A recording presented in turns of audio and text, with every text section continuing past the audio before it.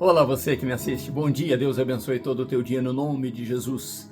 Temos um título da palavra de hoje para você, uma palavra abençoadora, um tanto que confusa, por isso eu peço a você para ir até o final desse vídeo e seguir vendo os vídeos passados, o vídeo de hoje e os vídeos futuros, para você entender como Deus age, o que Deus quer falar conosco e que mesmo de forma confusa às vezes, não podemos entender com a nossa mente natural, mas podemos penetrar no Espírito Santo de Deus, pedir ao Espírito Santo de Deus que nos fale, nos oriente e nos ensine o que realmente a palavra de Deus está dizendo.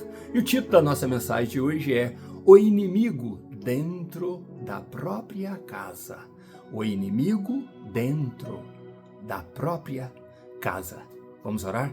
Pai Santo, no nome de Jesus, bendito, exaltado, poderoso e santo seja sempre o nome do Senhor. Eu e esta pessoa que ora comigo neste vídeo agora, esta pessoa mesmo que está assistindo este vídeo, eu e ela oramos no nome de Jesus, pedindo ao Senhor a presença do Senhor em nossos corações, em nossos corpos e na nossa alma. Tome a nossa mente com poder, meu Deus, para podermos entender aquilo que o Senhor quer falar conosco. Aquilo que as faculdades não ensinam, aquilo que os mestres naturais não ensinam, mas o Espírito Santo do Senhor pode nos ensinar. Por isso nós oramos, agradecidos, porque sabemos que o Senhor assim o fará, no nome de Jesus. Amém. Que Deus continue nos dando a graça dele. Então vamos ler a palavra de Deus que está em Juízes capítulo 20, o versículo 13 e o versículo 14. Preste atenção nisso. O versículo 13 foi da forma que terminamos a nossa mensagem de ontem, que diz assim o versículo 13. Agora, portanto, era uma proposta das 11 tribos à tribo de Benjamim. Agora, portanto, entregai-nos os homens, os filhos de Belial, ou os devassos, os perversos, que cometeram o crime, que estão em Gibeá, para que possamos levá-los à morte e lançar fora o mal de Israel, ou exterminar um mal tremendo que está existindo em Israel. Este mal contaminou todas as tribos de Israel.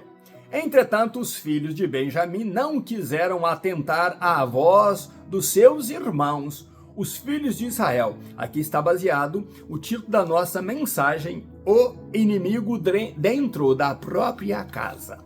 Então, os da tribo de Benjamim não quiseram atentar ao pedido dos seus irmãos, os filhos de Israel.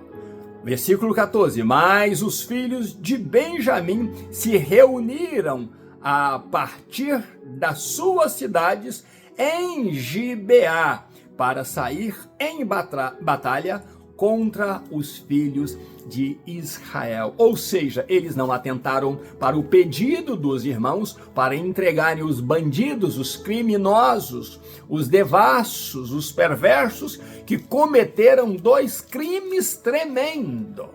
Primeiro, quiseram ter atos homossexuais ou homoafetivos e não puderam, então usaram aquela mulher como se fosse um homem e então, fazendo com ela relações por via anal, levaram-na a sangrar e ela veio a óbito. Então, eles tinham o crime, de homicídio e o crime também de homossexualismo, ou desejo homossexual, implantando dentro de Israel, e isso era e é abominável ao Senhor.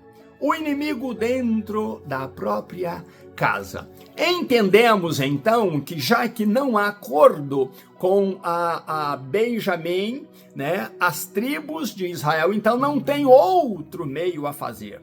Mas penso que doeu-lhes o coração. Preste atenção numa coisa. Eles ajuntaram entre as 11 tribos 400.000 homens. Sabe o que é isso? Quase 500 mil de valentes. 400.000 homens. Benjamim, por outro lado, quer guerra, não quer entregar os bandidos, os devassos, os perversos nas mãos deles, Não considerou a morte daquela belemita da tribo de Judá, e então, para proteger os seus bandidos, eles resolvem então a guerrear contra os próprios irmãos, as 11 tribos. Mas Benjamim conseguiu ajuntar, preste atenção que ironia, 26 mil homens de todas as famílias de Benjamim, e da cidade de Gibeá conseguiram juntar 700 homens dentro da cidade de Gibeá. Talvez alguns desses ditos homens aí de Gibeá estavam os devassos, né? Alguns dos devassos, né? Aqueles perversos ali, entre esses 700 homens. Mas havia algo muito interessante nesses homens ajuntados de Benjamim, os 26 mil, mas faz uma exceção para 700 homens, incluindo o número de Gibeá. Diz que 700 homens deles eram canhotos, né? Ou atiravam pedras, ou lutavam com a mão canhota. E o que acontece é que esses canhotos, eles conseguiam atirar uma pedra com a funda a ponto de acertar um fio de cabelo, propor acertar um fio de cabelo com uma pedrada. Eram muito pontuais, tinham uma visão fenomenal, uma habilidade fenomenal. E isso eu creio que sobressaiu na guerra, que foi um ponto forte na guerra contra o povo de Israel. E vejamos o que aconteceu. 400 mil homens poderia massacrar 22 mil com muita facilidade, mesmo eles tendo 700 canhotos ali, com a habilidade de cortar um fio de cabelo, eles seriam massacrados. O que acontece? Eu penso que teve uma dor no coração das 11 tribos. E o que eles fazem? Estava ali a 6 a 8 quilômetros somente para atacar Gibeá. Mas eles resolvem dirigir-se a Betel. Betel estava ali aproximadamente entre 15 a 18 quilômetros de Mispá, onde eles estavam. E eles resolvem subir a Betel. Mas por que subir a Betel? Porque eles conheciam a história de Betel. Eles sabiam que Betel era um local consagrado, que ali Abraão, quando fora chamado, em Gênesis capítulo 12, Abraão, quando fora chamado, ele ali faz o seu segundo altar. O segundo altar que Abraão edificou foi ali, né, na cidade de Luz, que depois passou a ser chamado Betel. E por que passou a ser chamado Betel? Porque Jacó esteve ali quando fugia do seu irmão, e Jacó teve um sonho, e no sonho tinha uma escada que ligava os céus à terra, e anjos de Deus subiam e desciam ali. E Jacó entendeu que ali era a casa de Deus, e Jacó diz, aqui será chamado. Então Betel, foi Jacó que deu nome para aquele lugar. Eles disseram, então vamos subir a este lugar. Siló está muito longe. Vamos a um lugar onde o nosso pai Jacó chamou de casa de Deus. E eles foram lá e consultaram a Deus. O que aconteceu é que, consultando a Deus, eles perguntaram, quem irá primeiro? Não precisa desse conjunto todo de 400 mil homens. Quem irá primeiro? E a resposta foi, vá Judá. Judá será o primeiro a guerrear contra Benjamim. Por que Deus diz isso? Algo curioso, Judá. Lembra que aquela belemita que morreu ali nas mãos daquele homem, que fora abusada por aqueles homens e veio a óbito. Aquela belemita era da mesma tribo que esta primeira tribo iria. E Judá era a maior tribo em número de valente, em número de contingente de Israel. Então, Judá tinha homens suficientes para vencer a Benjamim. Mas o que acontece é que Deus queria fazer um tratado também com as 11 tribos de Israel. E a Bíblia diz que Judá então se prepara, no dia seguinte vai, e Benjamim vem com seus homens também, e travam a batalha, e Benjamim sai vitorioso na batalha. Benjamim mata 22 mil homens de Judá em um só dia. Que tristeza grande. O povo envergonhado. Ali, menos de 6% de soldados que tinha Benjamim, comparado aos 400 mil soldados que tinha as 11 tribos de Israel. Agora estão ali envergonhados. 478 mil soldados envergonhados, porque foram à primeira batalha e foram vencidos por elas. E a Bíblia diz que eles vão para Betel de novo e levantam um grande choro a Deus, até a tarde, chorando e chorando e chorando. Que tristeza grande, por duas coisas. Estavam combatendo contra o irmão, por isso o título da nossa mensagem é O Inimigo Dentro da Própria Casa. E eles choram. E pergunta: Deus, vamos nós guerrear contra o nosso irmão? O coração deles estavam partidos. E ainda perderam de Judá mais 22 mil vidas. Mais aquela mulher, que tristeza. E Deus diz: vamos à batalha, vão e guerreiem contra eles. Deus estava querendo tratar também com as 11 tribos de Israel. Benjamim já estava completamente perdido. Benjamim já tinha feito a opção do errado, do perverso. Eles não queriam saber mais de Deus ou dos atributos, estatutos, das leis de Deus. Estavam tomados de ira, de orgulho próprio. E o que acontece é que eles vão então à guerra novamente. E ali, ao travar a batalha, sai Benjamim vitorioso novamente e mata mais 18 mil homens das 11 tribos de Israel. Agora já não são mais 22 mil, são 40 mil mortos. Benjamim eliminou 10% daqueles 400 mil homens do contingente das 11 tribos de Israel. 40 mil mortos. Quase que o dobro do número de soldados que tinha Benjamim. De valentes que tinha Benjamim, quase o dobro. Vamos dizer 75%, 80% a mais do que o que tinha Benjamim. O que acontece é que então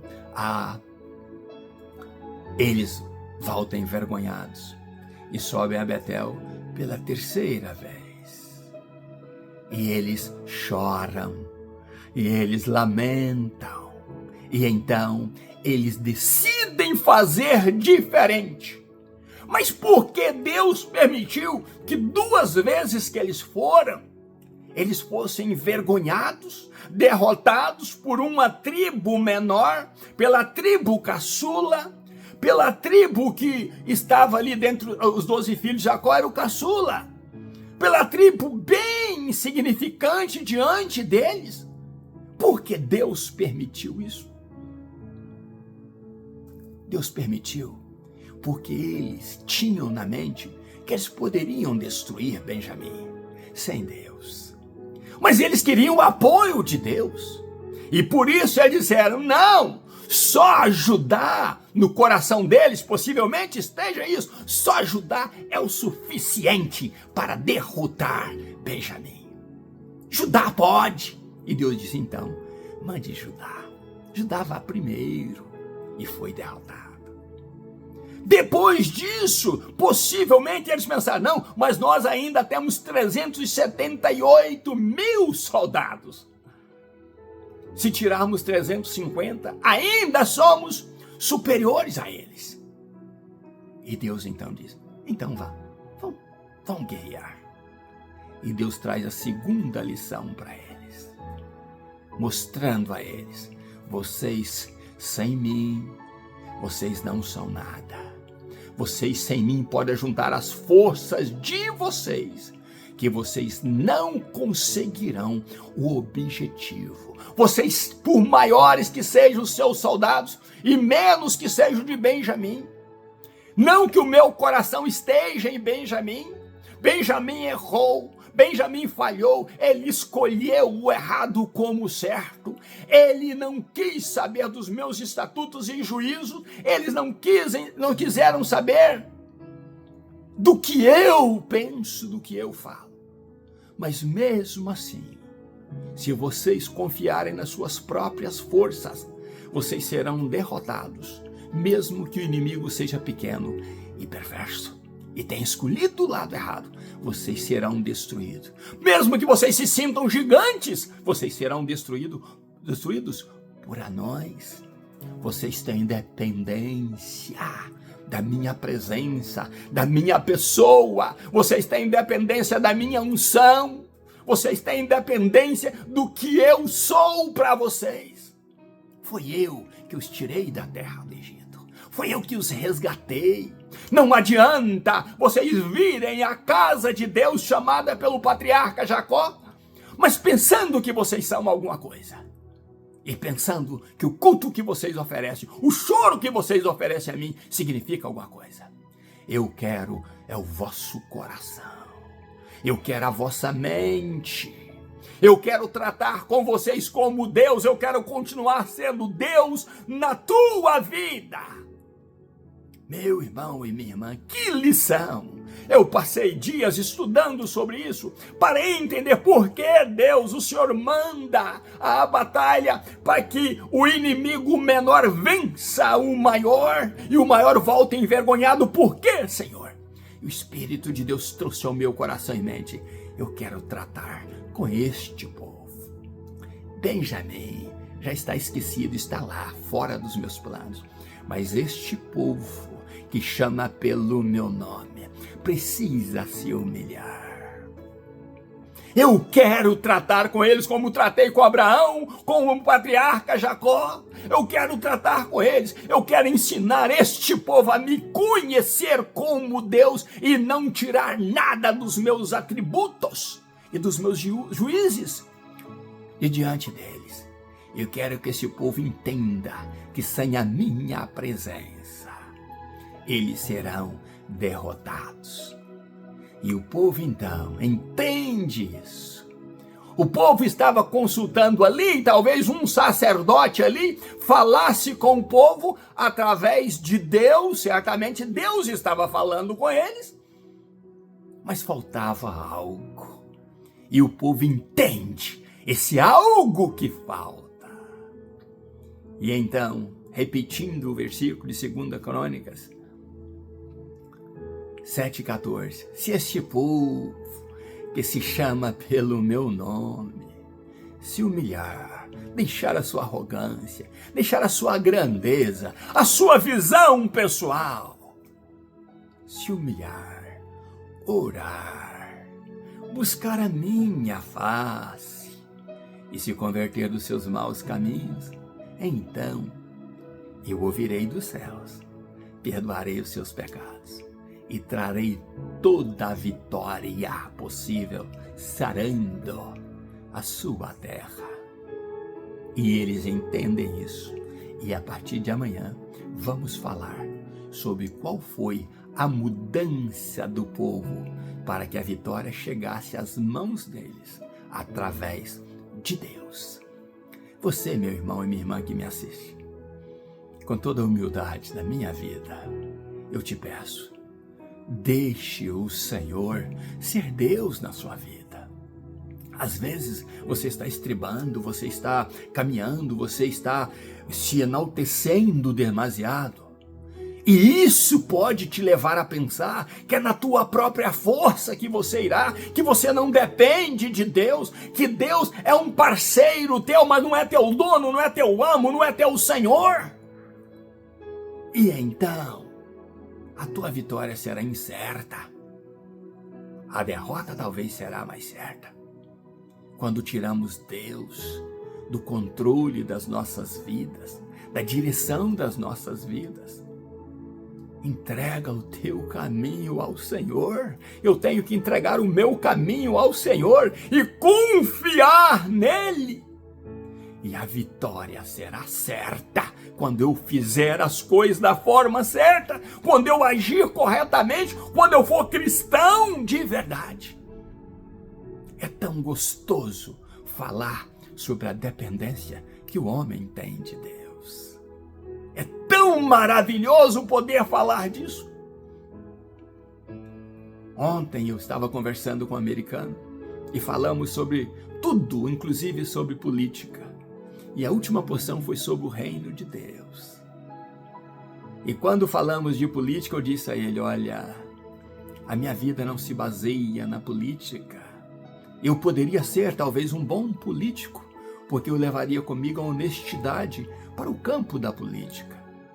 Mas minha vida não se baseia na política, a minha vida não está firmada no presidente que passou ou no presidente que está por vir.